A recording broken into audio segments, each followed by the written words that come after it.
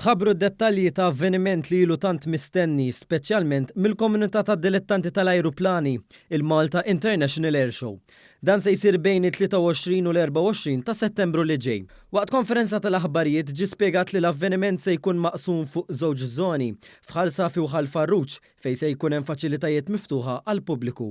Hemmhekk il-pubbliku se jkun jista' josserva l-inġenji tal-ajru u jitgħallem fuqhom mit-8 sas-sija ta' wara nofsinhar.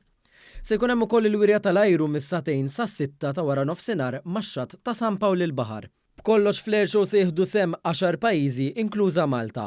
Din is-sena il-Flying Bulls Display Team se jikkonsisti minn 4 ajruplani, 2 minnhom Warbirds, li se jkunu parti mill-attrazzjonijiet speċjali. Se jieħdu sehem ukoll ir-Red Arrows u s-Swiss National Display Team, Patrouille Swiss.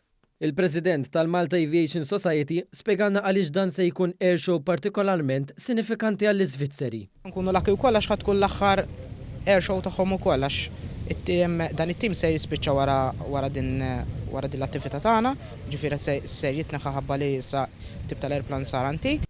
Il-Ministru għat-Turiżmu Clayton Bartolo qal li l-avveniment tant mistenni tal-Malta International Air Show huwa ieħor f'katina li turi s-sbuħija ta' pajjiżna.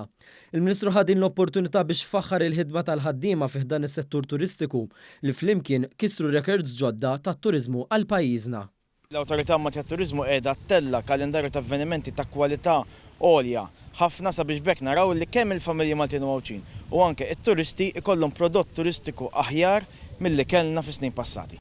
Intant, il-kap eżekuttiv tal-Awtorità tat-Turiżmu Carlo Micallef qal li l-avveniment bħal dan jiġbed turiżmu b'saħħtu minn madwar id-dinja u kompla jgħid li dan huwa frott ta' ħidma kollettiva ma' diversi kumpaniji u awgura suċċess għal dan l-avveniment. Nippromovu pajjiżna madwar id-dinja sabiex nattiraw turiżmu interessat f'dawn it-tip ta' shows tal-ajruplani kif ukoll intejbu l-esperjenza tat-turist li ħajkun f'pajjiżna f'dawk il-jiem.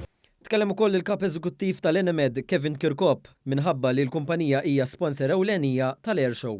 Huwa tkellem dwar l-opportunità sabiħa li dan l-avveniment joffri lill-ammiraturi tal-ajruplani u saħaq li wieħed mill-objettivi tal-kumpanija u li tikkontribwixxi għal pajjiż b'avvenimenti bħal dawn.